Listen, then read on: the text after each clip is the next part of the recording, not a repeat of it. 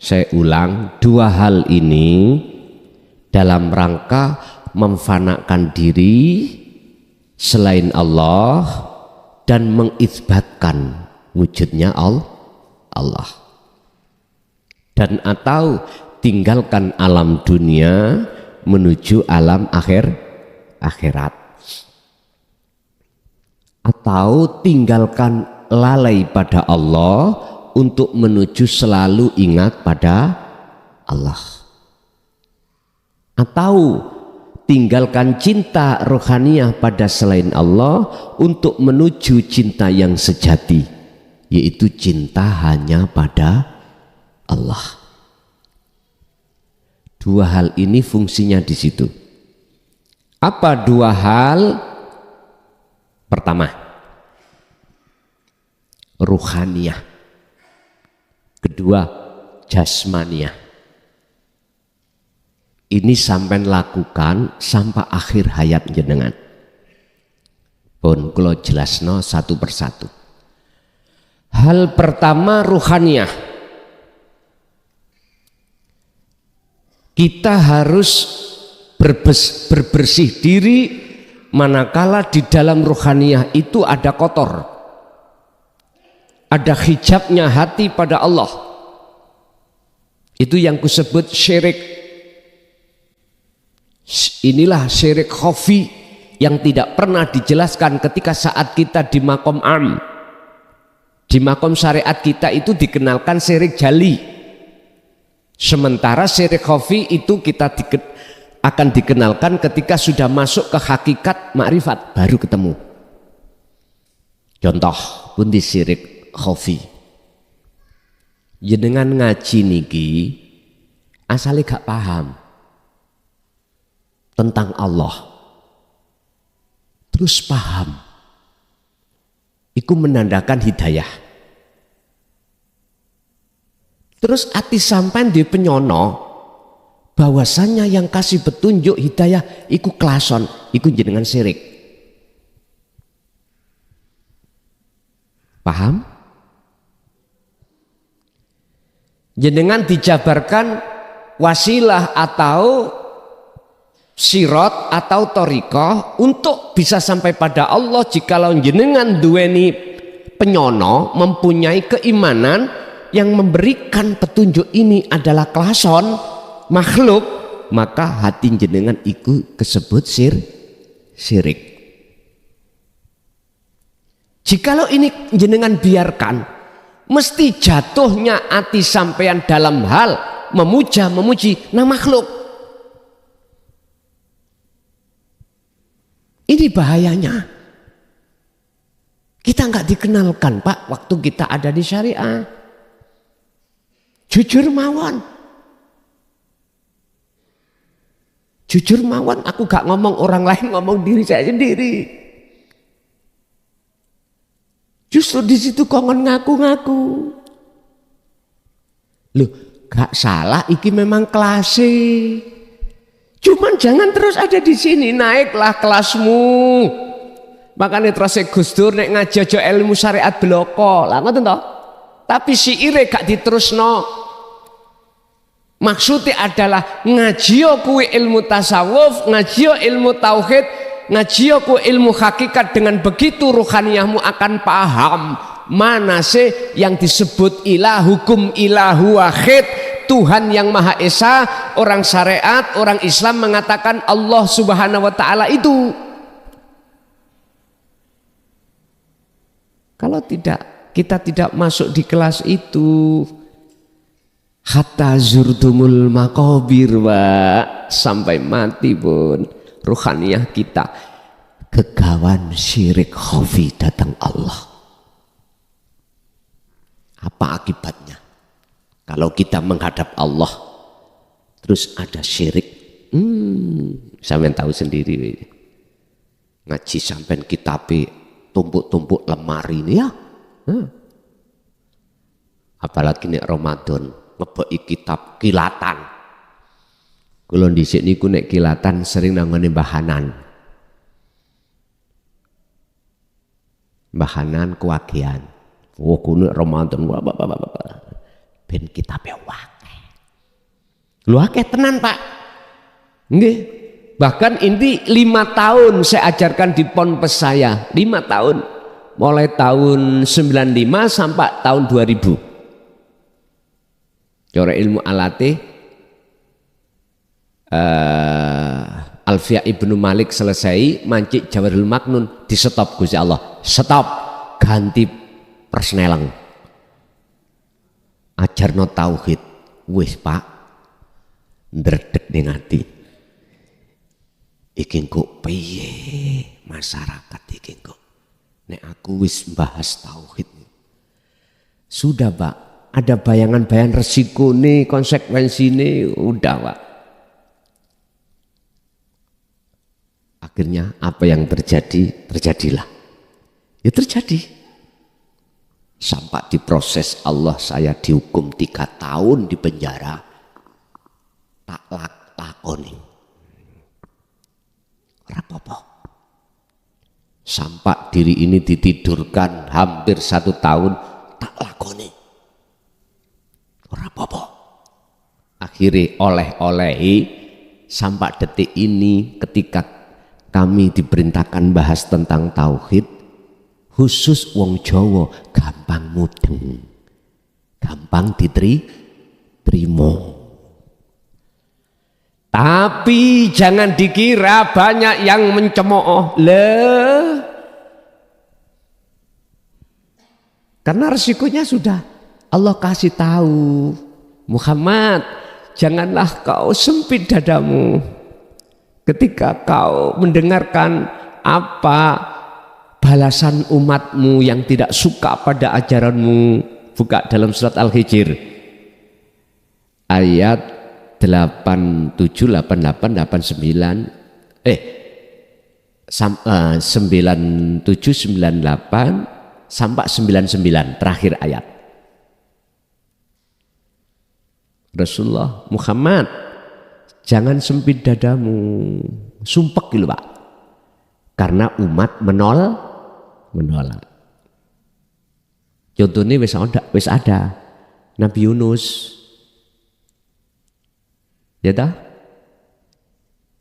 Ketika kaumnya Nabi Yunus menolak, Nabi Yunus atine medongkol sambil meninggalkan kaum. Ya Allah, hancurkan saja kaum itu yang menolak. Ya tetap dihancur no. Tapi Nabi Yunus justru malah dikongkon, justru malah menghadapi masalah, yaitu diuntal ikan nun. La ilaha illa anta. Akhirnya wiritani lah ngoten toh nek cara syariat. Subhanaka inni kuntu minadz. Padahal maksudnya gak kuno. Nabi Yunus diuntal iwak iku dikongkon kholwat maneh. Karena kemakrifatane Nabi Yunus belum maksimal, akhirnya mengatakan merasa dirinya dolim. Wujudin di dolim, bukti ini kita mengimani yen klason iku sing memberikan fatwa atau makola atau menerangkan atau memberikan petunjuk, ini berarti kita dolim, kita syirik Pak. Saya pribadi juga begitu. Jikalau dalam hatiku yang muncul rasa iki makhluk klason yang bisa memberikan petunjuk lewat ilmu ini, berarti saya syirik double.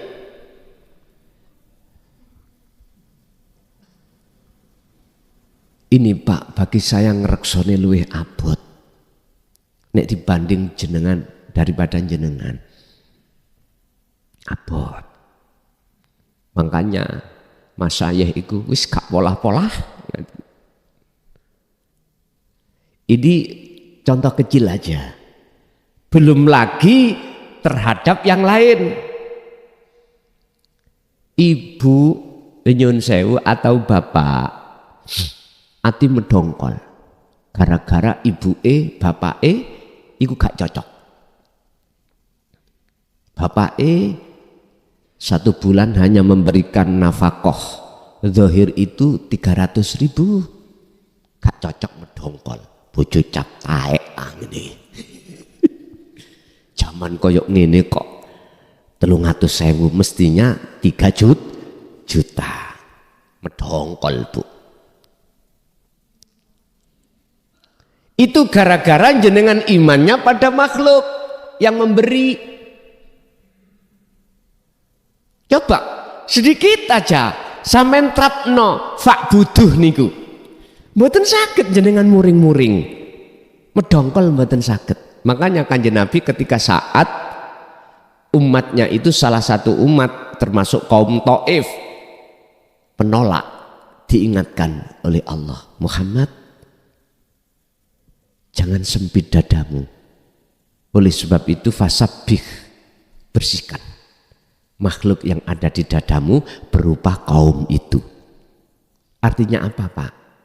Mereka yang menerima, mereka yang menolak, sebab semua digerakno Gusti. Ini kalau sudah sampai wujud nyatane Allah dohir. Mesti seperti itu, aman. Makanya mengapa di antara beberapa rasul yang diizini oleh Allah untuk dilewati syafaat oleh Allah, yaitu hanya Muhammad ibnu Abdil saja. Itu persoalannya ada di situ. Mana diterangkan siapa rasul yang bahasane syariat yang bisa nyafaati umat? Nggak ada kecuali Rasulullah Muhammad Sallallahu Alaihi. Makanya mengapa Rasulullah itu statusnya Sallallahu Alaihi Wasallam, bukan alaihi salam. Ada di situ. Itu kita dapatnya keterangan di syariat. Padahal sejatine cara hakikate sing duweni syafaat iku cuman Allah. Rasulullah Muhammad ibnu Abdillah itu makhluk, hanya dilewati, hanya dititipi Allah syafaat untuk umat. Ini diterangkan Allah di dalam surah Az-Zumar ayat 56. Betul? Oh, ayat 44. Oke, di cross check. Kul lillahi syafa'atu jami'an. Kul, katakan Muhammad. Jadi Rasulullah Muhammad yang diperintahkan Allah untuk berkata. Berkata terhadap siapa? Jenengan kali kula semua sebagai umat. Rupane perkataan lillahi iku tetep kedue Allah opo asyafaatu utawi pertolongan jami'an kelawan semuanya. Rasulullah mengatakan umpama dijabarno, wahai umatku, sesungguhnya syafaat semua pertolongan itu hanya milik Allah, bukan milikku. Aku cuman ini bahasa yang sederhana. Aku cuman iki Rasulullah, aku cuman sebagai lintasan aja Allah berikan padamu. Bukan aku yang bisa memberikan syafaat, bukan. Lah kok sekarang ada katanya ngaku-ngaku nasab duriyahnya iso mensyafaati. Wong Rasulullah sendiri berkata seperti itu, kok duriyahnya iku berani-berani mengatakan itu. Kok linci cucu ngapunten nggih. Kita Pak yang tidak mengenal tauhid, hakikat makrifat mesti katut. Apalagi betul-betul duriyah Rasul, mesti katut sampean. Akhirnya segala hal sing diminta mesti sampean kasihkan. Sebab jenengan diancam kalau tidak nganut gak oleh syafaat. Nah ngoten. Sampak istri jenengan diminta mesti sampean kasihkan. Naudzubillahi min dzalik.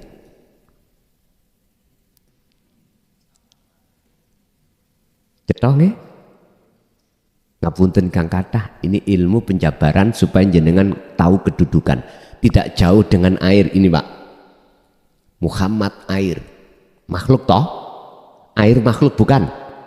Oke, ini kalau nggak ada syafaatnya Allah nggak bisa menghilangkan haus. Gula tidak akan bisa mengeluarkan rasa manis. Jamu nggak akan bisa mengeluarkan rasa pahit. Jenengan tidak akan bisa melihat, mendengar, berucap, bernafas, berjalan, nggak akan.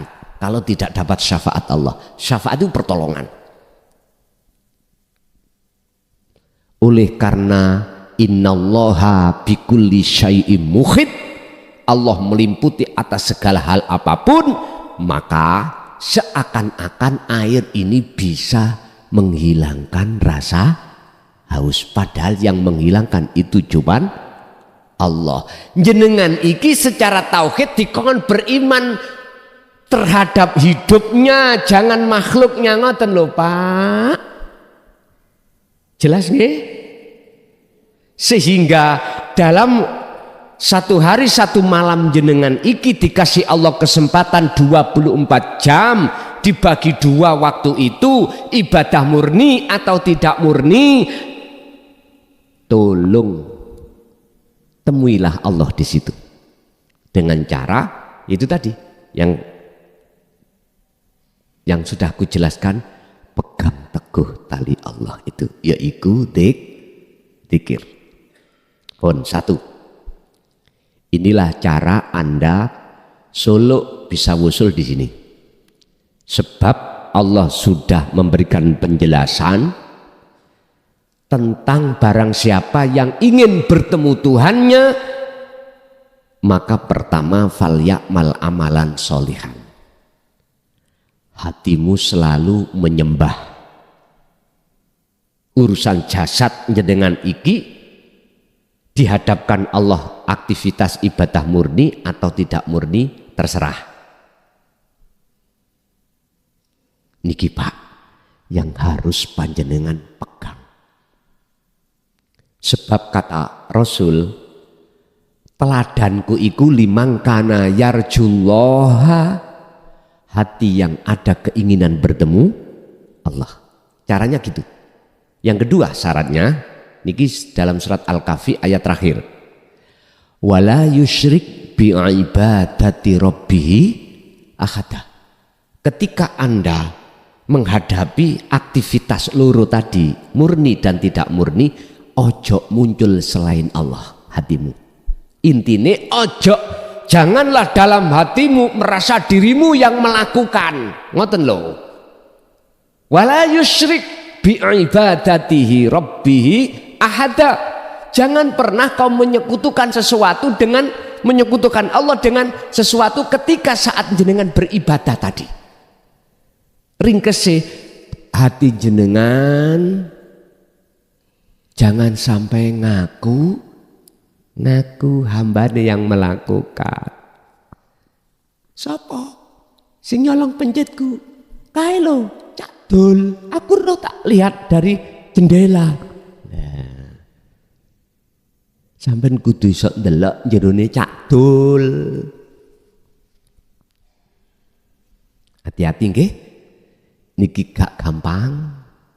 Ya ta? Mboten mudah. Seperti kita membalikkan tangan, sulit. Tapi ingat, saya ja'alullahu ba'da usri yusra. Sesulit apapun persoalan itu akan jadi mudah tatkala sering jenengan lakukan. Sering jenengan lakukan. Laksana gini. Umpama saya itu melihat orang muntir, iku kok gampang sih rek. Padahal saya tidak bisa muntir. Langsung aja jajal. Tak starter, iki piye ya persnelengi carane. Wong gak ngerti ya Pak. Saya awur Pak. Keliru mundur. Atret. Ya toh, wong gak ngerti. Padahal di belakang mobilku tembok setengah meter. Jarine digas, tak gas Pak. Ya nyunsep. Angel nggih? Belajarlah muntir. Baru setiap hari jenengan muntir di lapangan, lanyah, akhirnya di Medan jalan kecil, udah lama-lama jenengan lihe laksana seperti itu. Dzikir iki laksana tali atau kendaraan wasilah sampai tumpai untuk menuju datang Allah. Pun itu pertama. Yang kedua tentang jasmani. Jasmani ini ada dino pacek loh Pak ya. Dino lahir pacek atau orang Jawa mengatakan weton. Dino kelahir berarti hari sama pasaran. Kalau dihitung bulan hari 35 hari itu mesti ketemu weton satu. Minimal puasalah dengan niat sampai iki mertobat nang Allah. Sama puasanya seperti Ramadan. Kalau ikut apit silakan apit. Kalau apit itu 1 hari sebelum weton ditambah 1 weton dan sesudah weton 1 hari ini apit. Terus ada yang jawab, Kang, aku jok maneh poso telung dino, sedino gak kuat. Masalahnya 1 jam nek wetengku gak mangan iki krucu. Ya wis ora usah poso. Poso ngene ae, ojo mangane gak luwe, ojo ngombene gak ngelak, ojo turune gak ngantuk. Satu sisi yang terpenting, wabtaghi fima atakallah darul akhirah, bangunan rohaniahmu datang Allah. Wis. Mentok nggih? Wis. Tentang jasmani, tolong kalau mampu janganlah jasad Anda mulai hari ini kemasukan makanan dan minuman yang diharamkan. Jangan. Karena kita kontak membersihkan rohani sebagai isi, jasad sebagai jasad wadah, biar antara wadah dengan isi sama-sama fitrah suci. Seperti jenengan lahir. Ada di sini di Kediri anak bayi lahir iku sualan? Ada enggak Pak Bu? Ada. Oh mboten. Itu menunjukkan bersih jasad gak ngaku-ngaku. Ruhaniyah juga begitu. Dohir batin. Yang terakhir, kalau mampu, kalau nggak mampu gak usah. Khusus bapak-bapak. Kalau ibu pasti nggak bisa. Apa? Setiap hari jagalah hadas kecil dan hadas besar. Kalau ibu kan ada waktu keringanan, lampu merah kan nggak bisa. Nah, bapak iki berarti ibu kalau di luar waktu lampu merah boleh jalankan. Kang, wong kula niki ngentutan misale dos pundi, pokoknya gak sak menit gak ngentut gak enak kula niki. Tadi kan saya berkata tolong jangan, ini enggak ada paksaan, nek mampu monggo, nek gak ya ora. Sebab inilah maksudnya birriyadoti, tentang jasmani, wal azkar, dzikir tentang rohani. Plek pun melampah. Urusan kapan ketemu nih datang Allah, di aktivitas apa dan berapa detik, berapa menit, ini urusan Allah. Cukup bagi kita birriyadoti wal azkar. Riyadah prihatin secara jasmani tadi, wal azkar adalah ruhaniyah menjaga tali Allah kelawan dzikir. Tanda kalau itu dikatakan bertemu Allah detik-detik. Pertama, amal arif, anapun sing disebut wong sing makrifat, wong sing ihsan nggih? Ihsan makrifat sama. Wong sing sudah gayuh dan ketemu makom ihsan atau makom makrifat, dia iku la yarauna li anfusihim syai'an. Hatinya tidak akan melihat makhluk yang berperan. Iki proses. Terus bal yusyahiduna annal fa'ila huwallahu ta'ala. Beliau hatinya bersaksi melihat yang berperan adalah Allah.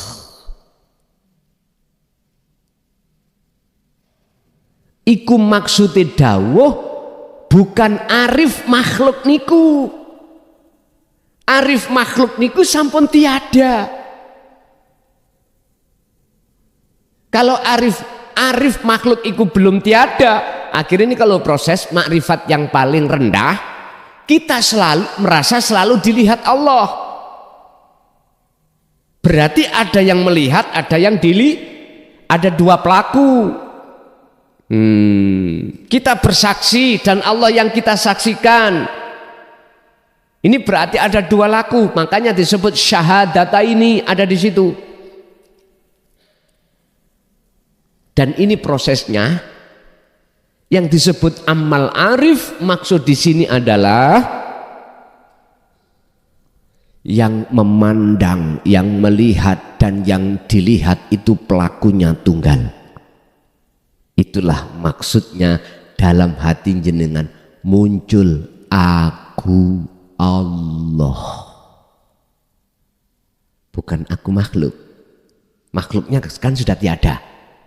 Inilah yang dimaksud jenengan makrifat pada nyata wujud batine Allah. Sajangkah nanti akan digiring Allah ke makom jam'i, yaitu makom nyatalah wujud dohiri Allah. Akhirnya ainul basyirah jenengan dengan ainul basyariyah bisa memandang wujudnya Allah, tapi bukan Anda yang memandang. Andanya wis gak ada.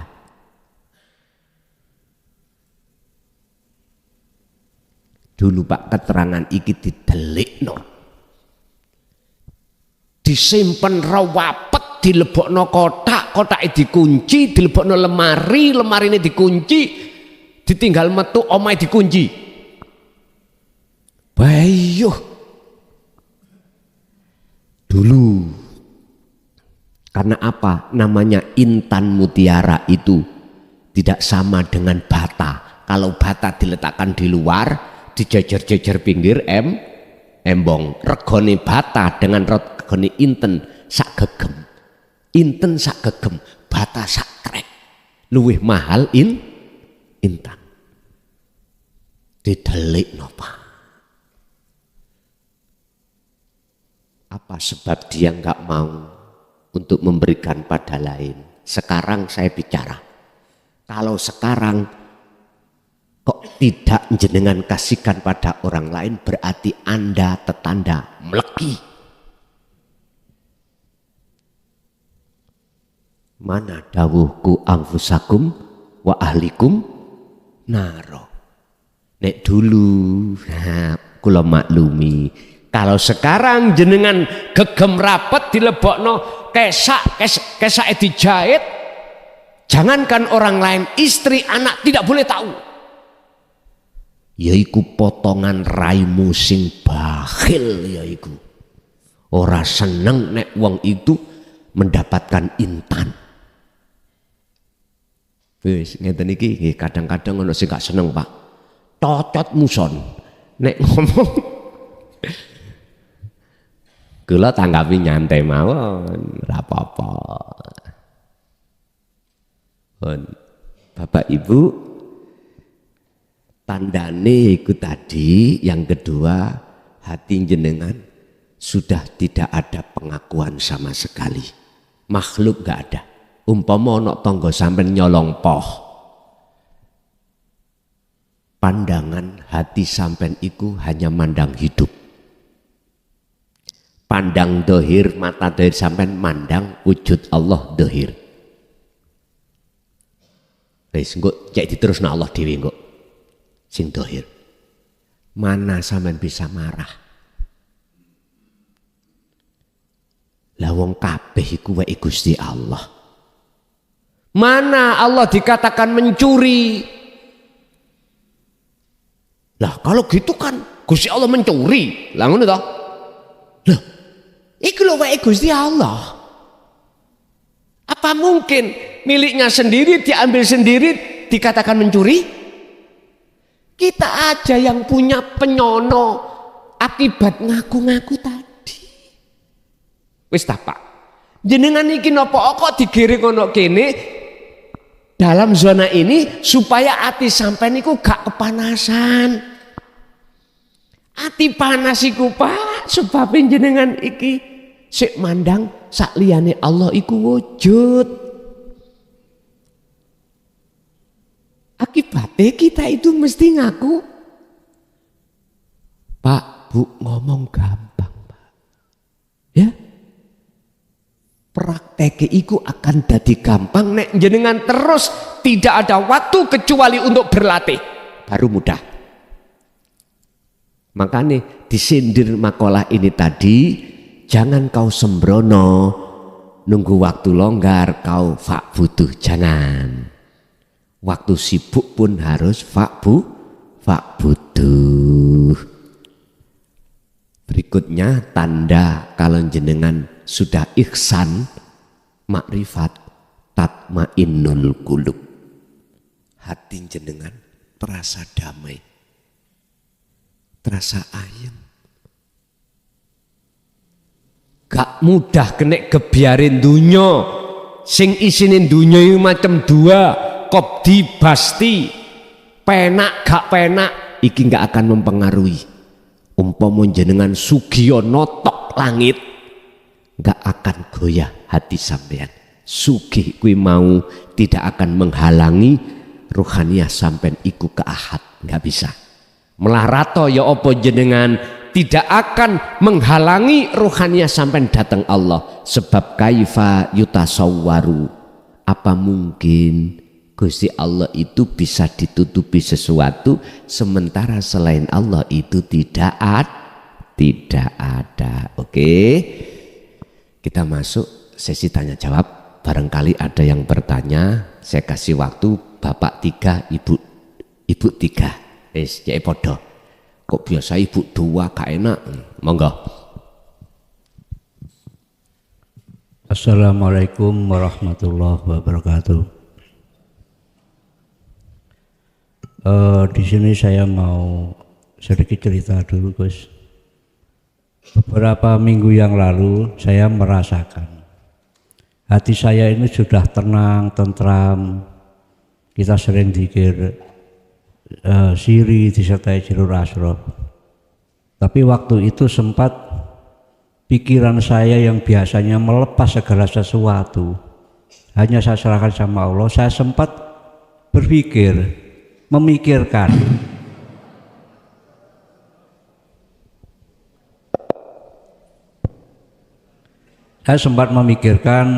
tentang mungkin tanggungan-tanggungan saya.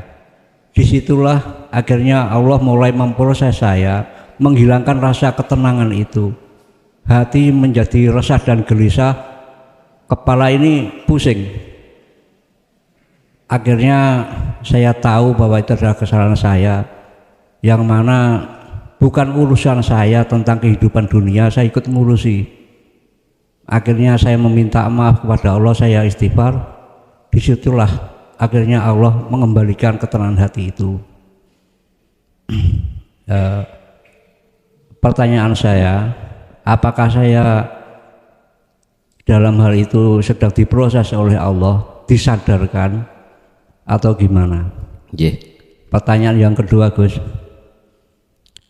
waktu saya di Malang, di Mlimping, di pondok Baitur Rahmah, waktu Gus Yudi pernah waktu bayat pelajaran bercerita begini. Saya pernah memperingatkan seseorang yang seringkali dia mundar-mandir ke makam para wali. Di sana hanya dia bertawasul, setelah itu pulang. Akhirnya saya ingatkan, jangan kamu selalu begitu. Toh kamu sering pergi ke makam para wali, kamu bertawasul, pulang, tidak ada perkembanganmu kepada Allah. Daripada seperti itu, carilah guru akhirat, carilah ilmunya para wali dan jalankan itu lebih mulia. Lalu seorang yang dikasih nasihat itu menjawab, alah begini saja sudah cukup Pak Gus, untuk apa kita mencari ilmunya para wali? Bilangnya seperti itu. Ya, dalam hal ini saya mohon penjelasan, apa sih sebenarnya manfaat tawasul secara hakikat untuk diri kita, baik kita tawasul kepada para wali Allah, baik yang hidup maupun yang mati, kepada Rasul atau kepada Nabi atau kepada yang lainnya. Saya mohon penjelasan. Untuk sementara begitu dulu. Wassalamualaikum warahmatullahi wabarakatuh. Waalaikumsalam warahmatullahi wabarakatuh. Yang pertama saya ringkas, memang itu bentuk Allah memproses jenengan. Mengapa Allah harus menghadapkan hal yang seperti itu? Supaya jenengan itu bisa membedakan antara ketika hati gembul Allah dan gembul nafsu, jadinya begitu. Akhirnya sampean bisa memberikan kesimpulan.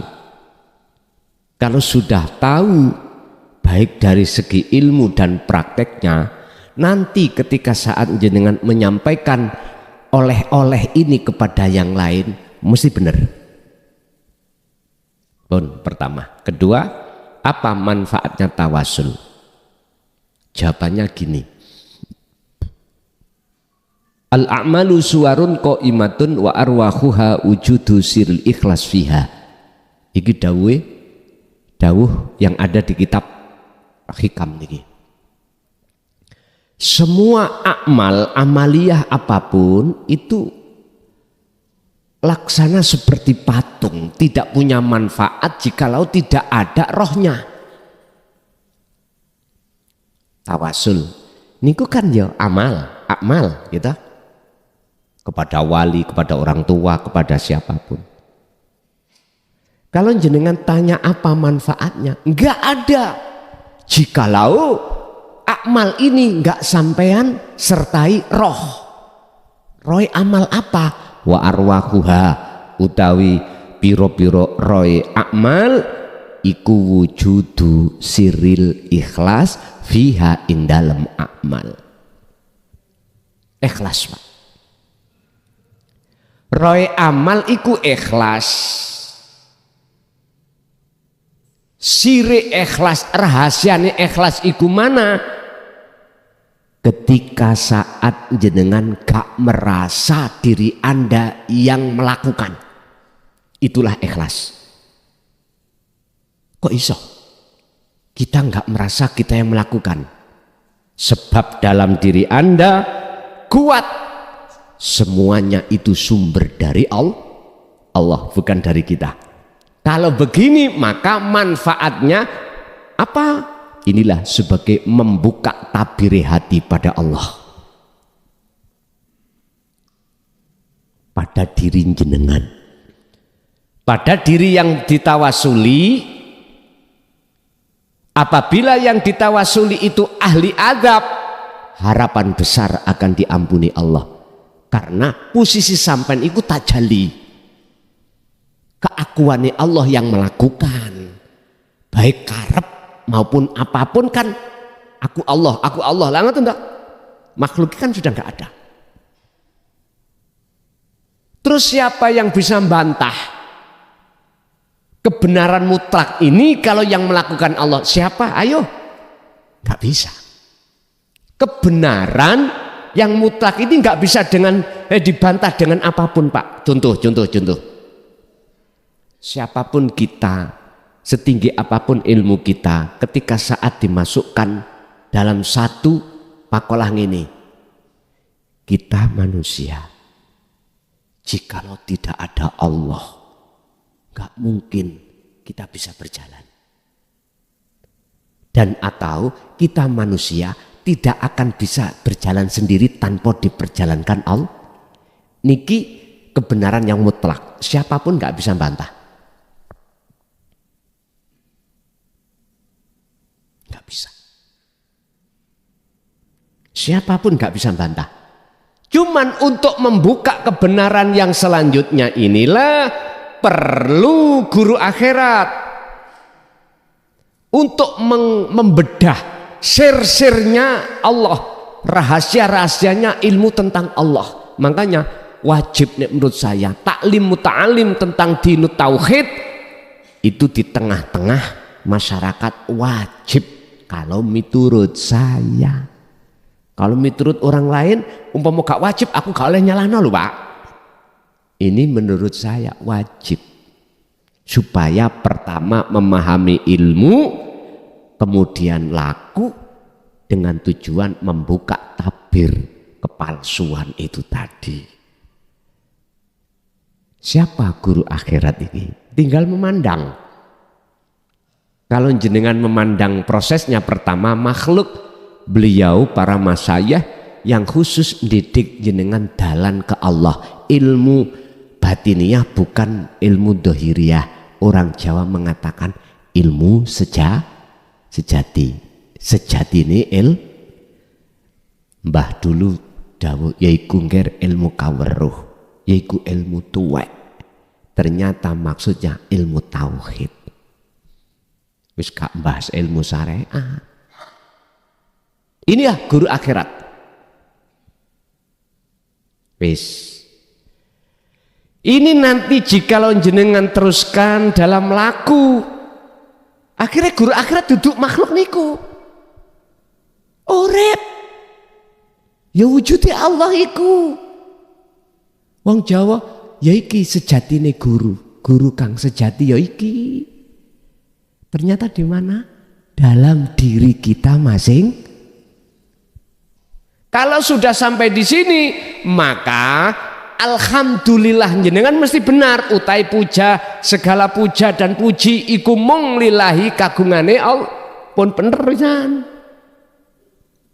Kalau belum sampai di sini, jenengan kali kula tasik nduweni syirik. Syirik kita sik melakukan. Sehingga menuduh guru akhirat itu adalah makhluk itu. Syirik kita. Akhirnya jenengan pujane, wah, kok gak si sing nerangno, gak cetok.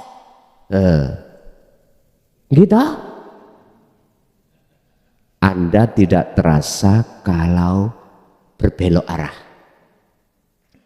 Dan ini perlu saya katakan karena ini juga dikatakan Rasulullah dalam Al-Quran surat Al-Kahfi 110. Kul innama basyarum mislukum, katakan Muhammad, napa sing dikatakan Kanjeng Nabi, innama ana basyarun, angin pestine utawi ingsun Muhammad iku basyarun, manusia, mislukum kang padha ambek awakmu semuanya. Aku iki padha makhluke, padha menungsane, ojo nyembah aku, ojo muja aku, puja sembahlah sapa sing tak puja. Itu Rasulullah. Akhirnya beliau melarang untuk menghambakan diri padanya, melarang untuk memuja-memuji pada dirinya, ruhaniyahnya loh Pak ya. Beliau justru untuk mengarahkan memuja-memuji menyembah pada urip pundi. Terus nak ayati ilahukum ilahu wahid, itulah Tuhanmu, Tuhan yang Maha Esa. Itu Rasulullah. Lah kok tiba ngaku-ngaku duriyai, mbuh iku duriyai tenan apa gak? Aku ya setengah curiga niku. Kok yo jikalau kau tidak memuliakan duriyai Rasul, jangan harap dapat syafaat. Allah ya Karim, umpama kita bicara kekasih Allah Habib, bukalah Ali Imran 31. Habib itu ya apa sih? Kita hujahnya kejoan Quran. Bagaimana sih disebut Habib? Diterangkan Allah di dalam Al-Quran Ali Imran 31. Kul in kuntum tuhibbunallaha fattabi'uni. Katakan Muhammad, terus pundi terhadap umatku, jikalau ingin bercinta dengan benar padaku, kata Allah, suruh ngikuti kamu. Akhirnya Rasulullah berkata, jikalau kau ingin bercinta pada Allah, ikuti petunjuk dari apa yang Allah berikan padaku. Ikuti aku. Inilah, ikuti yang bagaimana teladani Kanjeng Nabi pundi. Liman kana yarjullaha wal yaumal akhirah wa dzakarallaha katsir. Al-Ahzab 21. Ikut teladani Kanjeng Nabi. Liman kedue wong kana kang ana sapa man iku yarju ana arep keinginan Allah bertemu Allah rahmat. Wong iku kebanyakan atine seneng ketemu bokong semok. Apa artinya bokong semok? Duduk bokong-bokong iku lho Pak.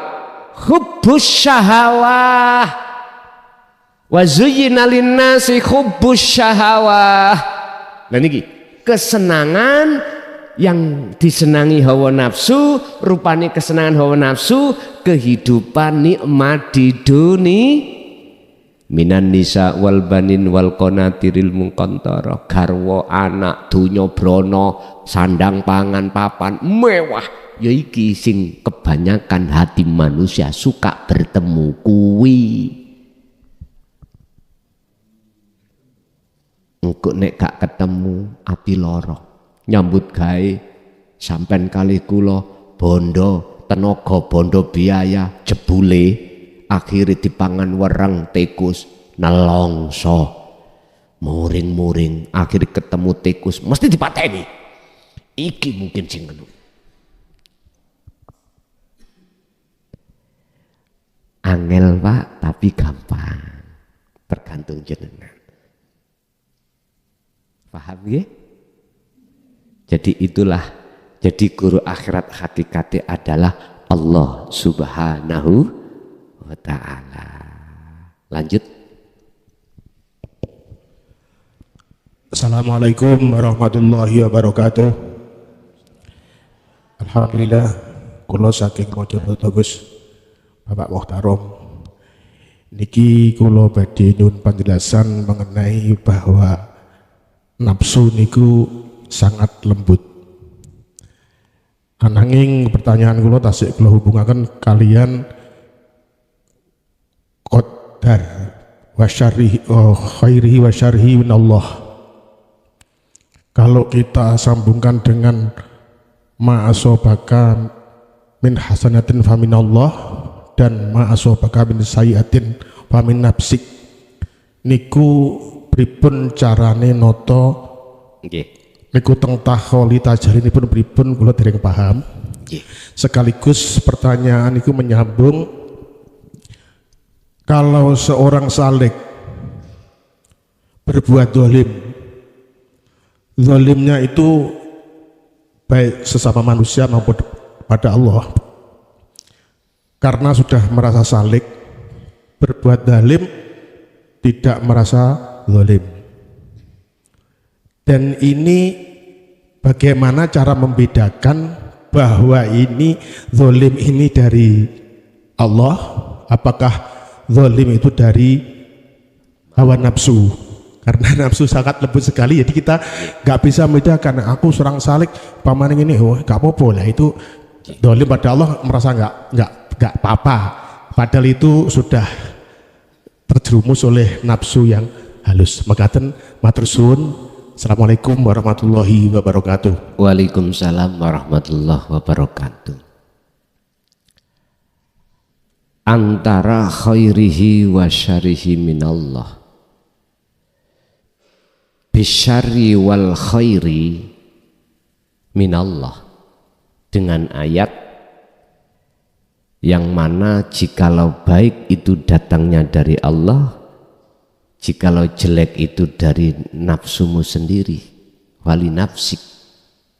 Itu bagaimana? Ini memang kayaknya tabrakan Pak ya. Dua ayat ini wahyu Allah kelihatan tabrakan.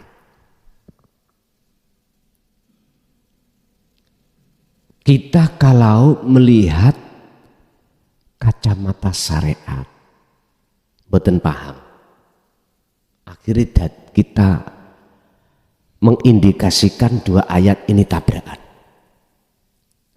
Tapi jikalau kita mau sedikit aja melihat keasliannya, enggak tabrakan. Kalau kita melihat dari kacamata hakikat itu hanya memandang Allahnya, boten memandang zahirnya makhluknya, maka ketemu, Pak. Ketemu. Nafsik nun vaksin. Diri siapa? Jikalau ahli tahqiq sang pelaku iki betul-betul sudah kefanaan wujud sakliyane Allah, nafsik iku kembali kepada urip. Jadi nggak ada bedanya. Karena tidak memandang jelek dan baik, memandang aslinya sang pelaku. Kalau kita memandang makhluknya pasti akan muncul baik dan jelek. Tapi jenengan kalau memandang hidupnya, kalimat jelek dan baik itu mboten muncul. Mboten muncul. Karena apa? Wong selain Allah enggak ada. Lah barulah ini enggak ada satu pun ayat satu dengan yang lain yang gap, enggak ada. Itu sebuah proses aja, Pak. Kita kalau di syariat memang begitu. Kita belajar untuk kalau baik datangnya dari Allah, kalau jelek itu datangnya dari diri kita sendiri. Iku maksudnya supaya kita mudah ngaku elek di mata Allah. Sing apik iku cuman Gusti Allah. Supaya kita nanti mudah menetapkan sifat Adam tidak wujud pada diri kita, sifat lemah pada diri kita, sifat mati pada diri kita. Sementara kebalikan dari sifat wajib kita itu menjadi sifat Allah. Arahnya ke situ aslinya. Kalau sudah sampai di situ, maka manduk-manduk. Oh iya, mosok ya tumon Gusti Allah nyolong. Mosok ya tumon Gusti Allah itu berbuat jelek. Ternyata Pak, semuanya klebu sifat wenang jaiznya Allah pun satu. Berarti kita harus bertajali, Pak. Duduknya ditajali baru connect. Dua ayat ini enggak tabrakan. Terus yang kedua apa tadi? Dolim. Dolim atau maksiat itu ada dua. Ada dolim secara syar'i, ada dolim secara hakiki.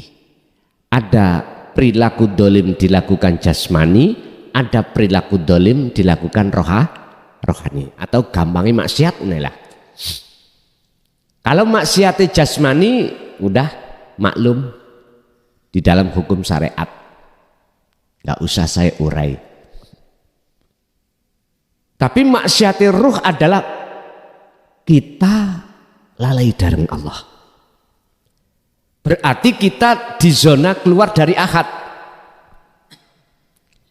Lah berkenaan dengan si salik untuk menandai dolim iku gak dolim bagaimana? Tinggal dolim pundi? Ada Pak, si salik ahli makrifat iku dohire ahli maksiat. Mohon maaf ya, iki belum bisa diterima oleh orang syariat.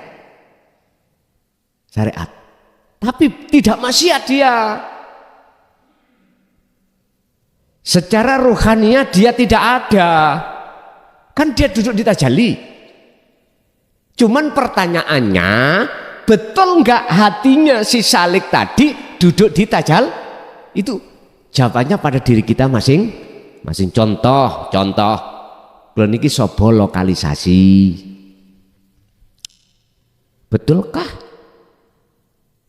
rasa yang muncul dalam hati saya itu akunya Allah?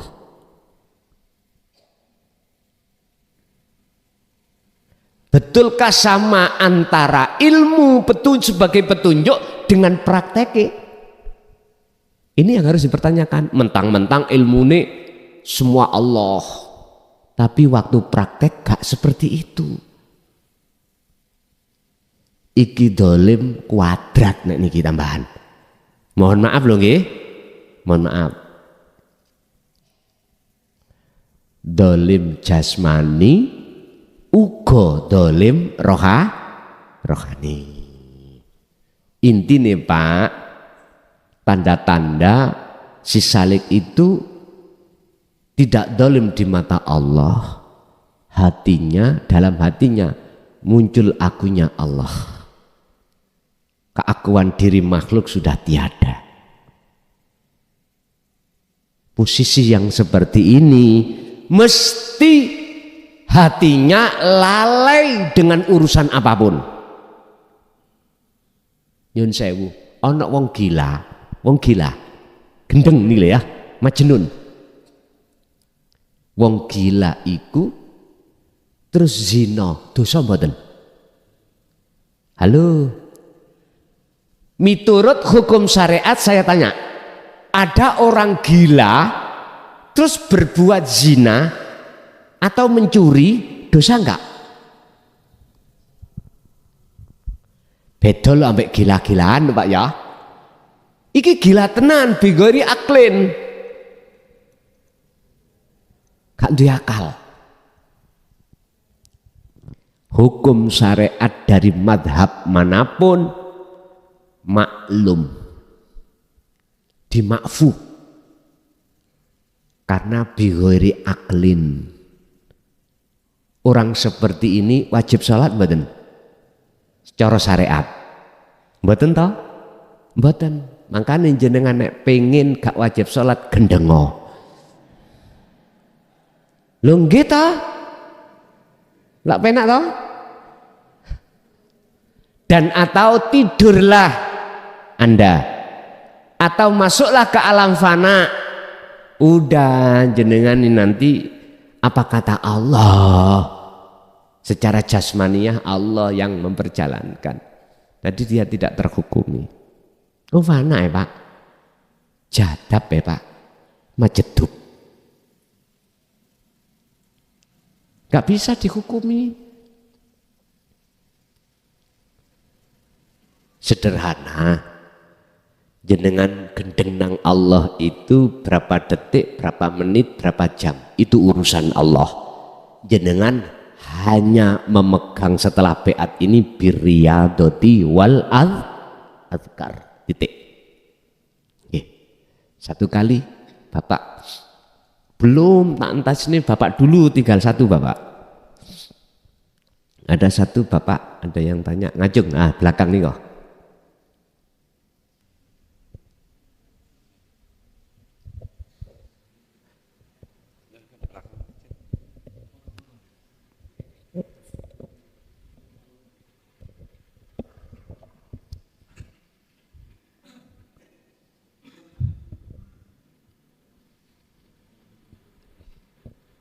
Assalamualaikum warahmatullahi wabarakatuh. Waalaikumsalam warahmatullahi wabarakatuh. Saya Murtoko dari Tulungagung. Mohon izin guru, tadi disampaikan apabila ada yang menyampaikan, guru menyampaikan tauhid atau hakikat, ada keyakinan hati ini yang tumbuh adalah yang memahamkan adalah makhluk atau manusia itu keadaannya jatuh pada kesyirikan. Namun yang saya ingin tanyakan adalah bagaimana keyakinan saya ini ketika yang menyampaikan itu Rasulullah, Nabi Muhammad Sallallahu Alaihi Wasallam. Bagaimana keyakinan saya ini Yang harus saya yakini apakah itu dari Nabi Muhammad bin Abdillah atau dari Allah. Itu yang saya tanyakan, yang mengganjal di hati saya.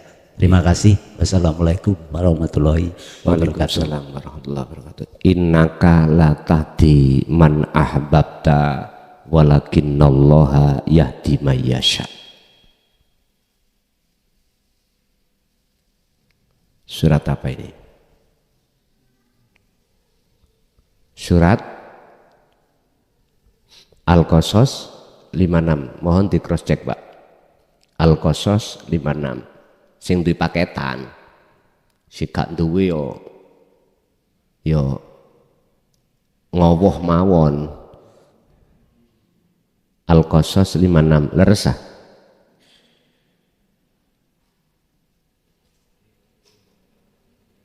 Betul? Oke.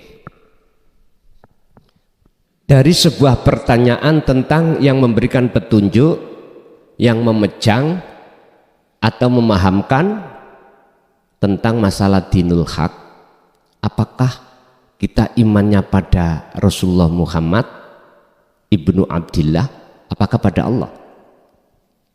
Sebelum saya jawab, saya tanya dulu. Rasulullah Muhammad ibnu Abdillah itu makhluk napa khalik? Oke, makhluk. Oke. Kalau jenengan sudah yakin kalau Muhammad ibnu Abdillah itu makhluk, maka lihatlah ayat di situ. Al-Qasas 56. Innaka sak temene sira Muhammad. Ini Allah dawuh. Inna iki gak main-main, Pak. Sesungguhnya. Lah ngono lah. Dadi iki masalah yang tidak main-main. Iku la tahdi, ora bakal bisa aweh petunjuk hidayah sira Muhammad man terhadap orang man ing wong ahbabta, sekalipun orang dekatmu Muhammad. Siapa? Ahli bait. Siapa lagi? Sahabat yang pernah atau yang menangi zamannya, itu orang dekat. Sesungguhnya kaum Muhammad itu tidak bisa memberikan petunjuk terhadap orang sekalipun itu orang dekatmu yang kau cintai. Nggak iso. Karena Muhammad ini makhluk, sifatnya makhluk, la haula wala quwata. Nah terus siapa? Walakinnallaha, lan tetapi ini utawi Allah iku yahdi kang bisa aweh petunjuk sapa Allah man ing wong yasha'u kang ngersakake sapa Allah iman. Allah yang mana yang dimaksud? Niki lho Pak, sing gak gelem duduh no. Akhirnya kabeh kebingungan. Iman kita akan bengkok akhirnya terhadap makhluk. Tidak mau menjelaskan tentang ayat walakinnallaha, Allah yang mana, gak dijelaskan. Iki lo akhirnya korban iman sampai nang ati ini, umat ini akhirnya terhadap makhluk. Sinten Allah iku? Kan sudah dijelaskan dalam ayat lain, ilahukum ilahu wahid, itulah Tuhan yang Maha Esa. Hidup itu yang ada di Muhammad. Weh cetok. Ini kata keras ini. Dikira gak temen. Ngapunten kula niki ndamelake ndugi watu. Nek kata gredo, nek tak lus kene gak mari-mari. Harus digrendo, dikasari terus baru wis membentuk dilus. Ngaten lho Pak. Miturut ayat ini sebagai dasar hujah, iman jenengan harus pada urip. Sampai akan bisa beriman pada Allah yang sebenarnya, manakala ono wasilah, ada sambungan talinya ruh sampai yang beriman itu pada wujude Allah baru saged. Kalau mboten po'o yang ana iku akhirnya kepingin dunyane iku oleh sing akeh ngaku-ngaku dadi dzurriyah. Lah orang pribumi berhubung gak ngerti tauhid, ya elok-elok aja. Tapi saya melihat mereka yang ngerti ilmu sejati, ilmu tauhid, nggak akan bisa katut, nggak akan. Sekalipun itu betul-betul dzurriyahnya, nggak akan pernah katut. Iman yang mengarahkan, memuja kepada, menghormat kepada makhluk, nggak mungkin. Mekaten. Jadi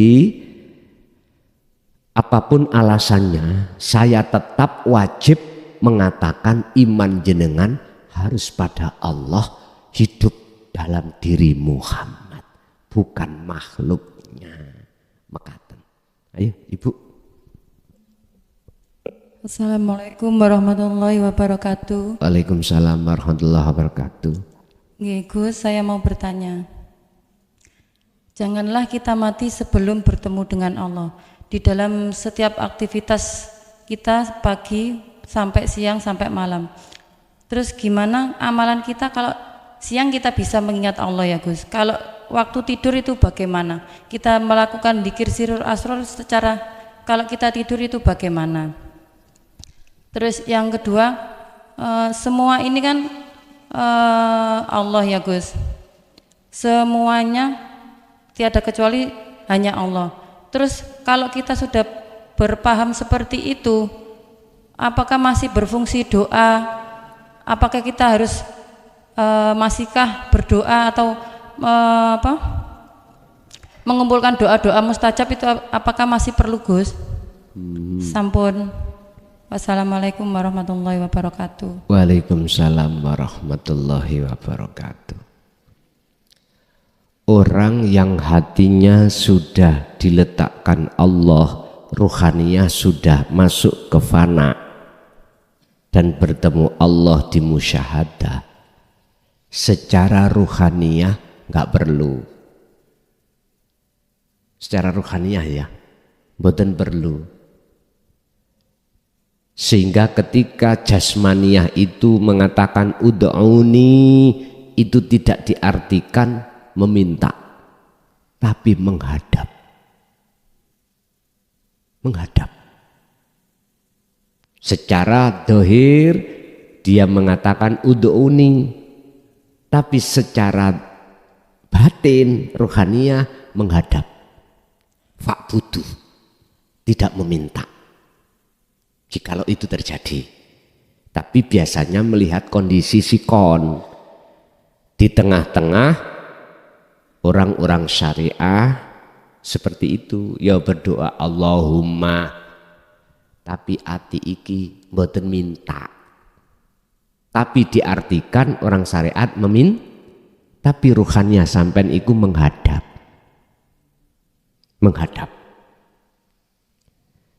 Jikalau sikonnya tidak seperti itu, dia nggak pernah minta. Selalu aktivitas itu diartikan menghadap. Fa'budu, hanya itu. Bon. Yang kedua, itu tadi yang kedua ya. Yang pertama tadi apa?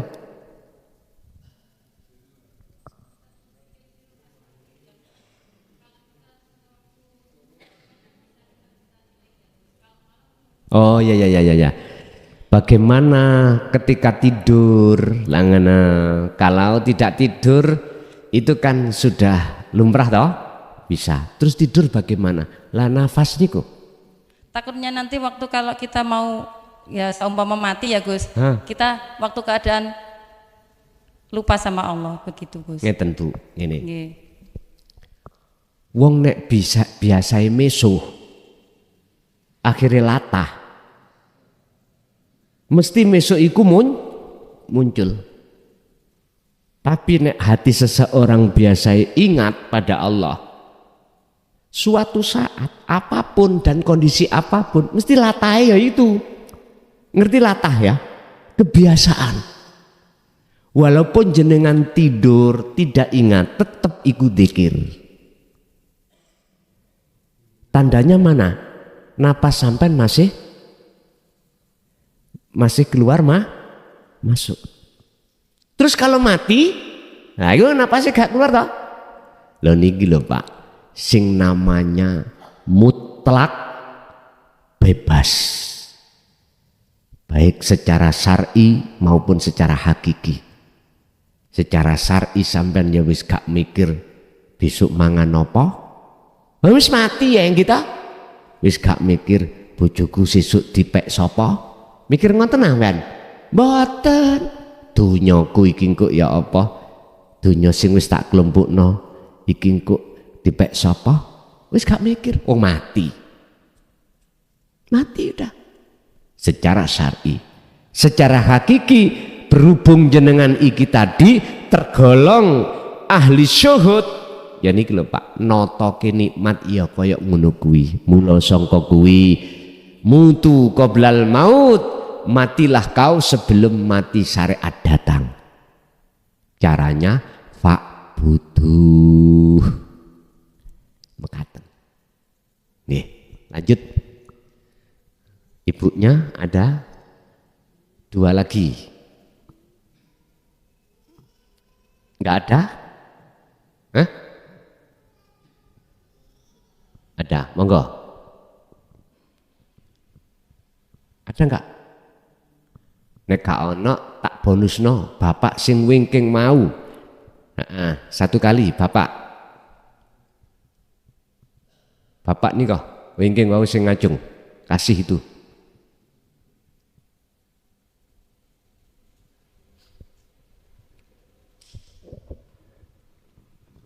Assalamualaikum warahmatullahi wabarakatuh. Waalaikumsalam warahmatullahi wabarakatuh. Nami kula Pak Suwono saking Pare, nderek tangklet Gus, mbok bilih anggen kula tangklet mengke sak mangke mboten nyocoki kula nyuwun pangapunten. Ingkang kula tanyakaken nggih menika selapan dinten kepengker nggih wonten Masjid Al-Fatah mriki Gus Muklason nate ngendikan bilih ahli hijab niku makhluk nanging ahli syuhud dereng dipun jelasaken. Mohon diperjelas Gus. Matur nuwun. Assalamualaikum warahmatullahi wabarakatuh. Waalaikumsalam warahmatullahi wabarakatuh. Ahli hijab iku makhluk, terus tinggal ahli syuhud. Ngoten. Siapa sih ahli hijab itu? Ahli hati yang tertutupi oleh wujudnya makhluk. Bon. Siapa sih ahli syuhud? Ahli hati yang sudah tidak ada tutup dalam hatinya pada Allah. Walaupun secara syar'i banyak makhluk, tapi bagi dirinya bukan makhluk. Tinggal melihat ahli syuhud itu duduk di nyatane wujud Allah batin, apakah sudah sampai Allah dohir. Kalau sudah Allah dohir, niki bukan cagak Pak, niki bukan gelas, ini bukan meja, iki bukan wujudnya meja. Ini bukan wujudnya gelas, ini bukan wujudnya spidol, bukan. Bahasa spidol, bahasa gelas, bahasa meja, itu lah makhluk toh Pak. Lah iku pun hilang, berarti wujudnya sinten. Inilah proses ahadiyah menuju ke ahad untuk menyatakan wujud nyatane Allah dohir. Tapi pun diartikan yang melihat dan yang dilihat ada 2 loh Pak. Jangan sampai melihat ada 2, yang melihat dan dilihat ada 2, bingung mana sampean? Sampean ben gak bingung, sampean tilem. Sampean tilem, merem, gak usah mimpi. Ya itu,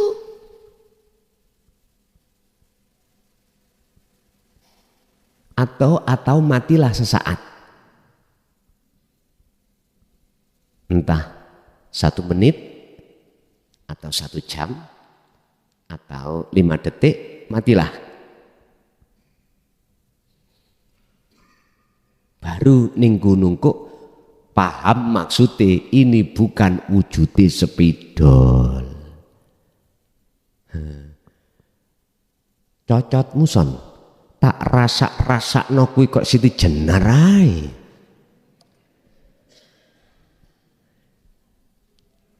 Nyun sewu, saya tidak menyalahkan jenengan yang berargumentasi nyalahke makalah ini tadi. Tak maklumi, udahlah jenengan mengkene turu gak mimpi baru ro jawabane.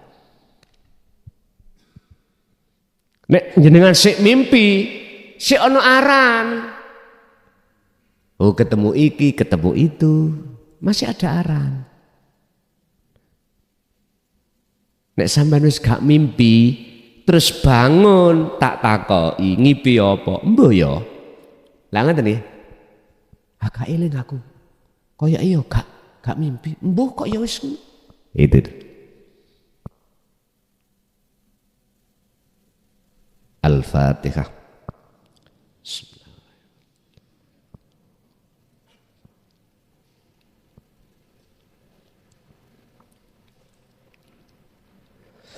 Akhirul kalam. Assalamualaikum warahmatullahi wabarakatuh.